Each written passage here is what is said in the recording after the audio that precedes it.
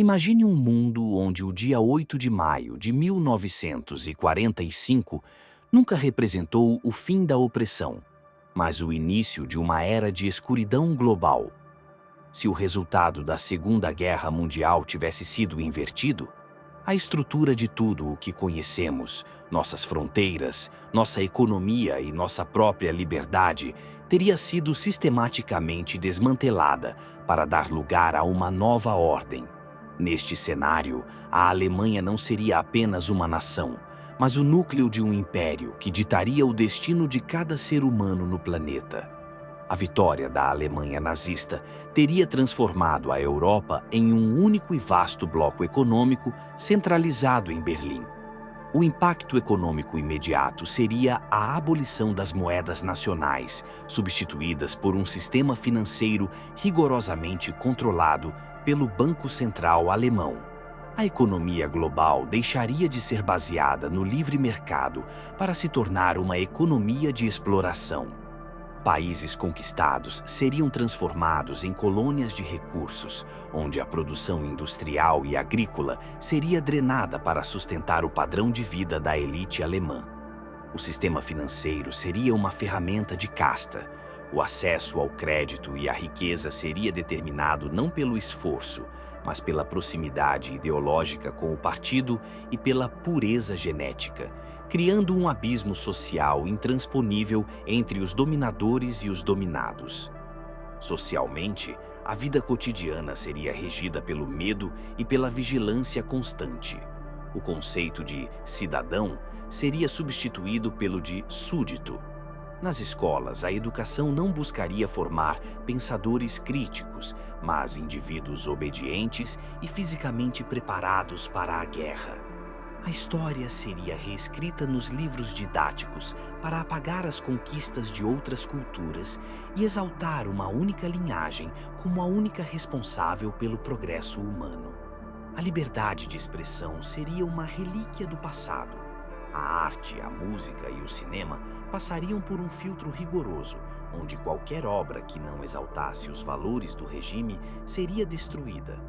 O mundo veria a implementação de um sistema de castas sociais tão rígido que o destino de uma criança seria decidido antes mesmo de seu nascimento, baseado em tabelas de classificação racial que determinariam onde ela poderia morar, qual trabalho poderia exercer e com quem poderia se casar.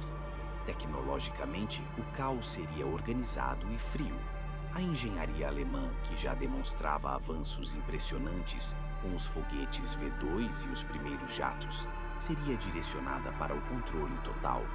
Em vez de uma internet global que conecta pessoas, veríamos redes de comunicação fechadas, usadas para propaganda e rastreamento. As cidades seriam reconstruídas com uma arquitetura intimidadora. Prédios de granito e mármore tão altos que fariam o indivíduo se sentir insignificante diante do poder do Estado.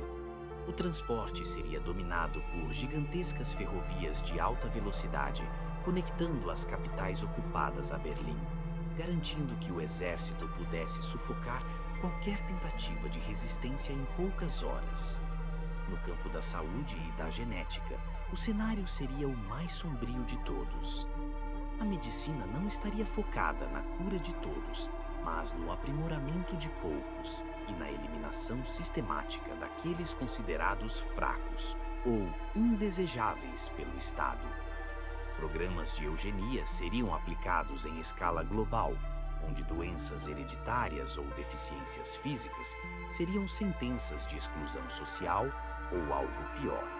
A própria ciência seria distorcida para validar preconceitos, ignorando verdades biológicas em favor da ideologia. Politicamente, o mundo seria dividido em esferas de influência brutal.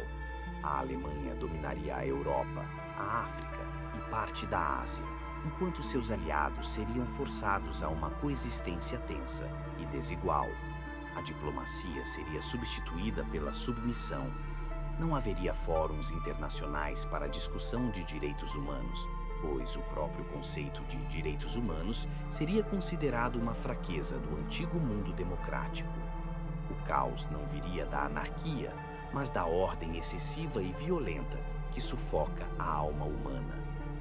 Olhar para esse 2026 alternativo é ver um planeta que avançou em infraestrutura e tecnologia militar, mas que retrocedeu milênios em compaixão e ética. Seria um mundo de cidades limpas e organizadas, onde o silêncio nas ruas não seria sinal de paz, mas de repressão absoluta. Onde o brilho das luzes de neon nas capitais esconderia a sombra de um sistema construído sobre o trabalho forçado e a opressão sistemática de continentes inteiros. É fundamental lembrar que este cenário que descrevemos, embora baseado em planos reais encontrados em documentos históricos e na ideologia declarada do regime da época, permanece no campo da especulação. A história seguiu um caminho diferente, e o mundo que conhecemos hoje é o resultado do sacrifício daqueles que lutaram para que essa escuridão nunca se tornasse realidade. O que apresentamos aqui é uma análise do IC, uma ferramenta para entendermos a importância das liberdades que temos agora. Nada disso é um fato concreto da nossa linha do tempo, mas sim um alerta sobre o quão frágil e preciosa é a civilização quando baseada na liberdade e no respeito mútuo.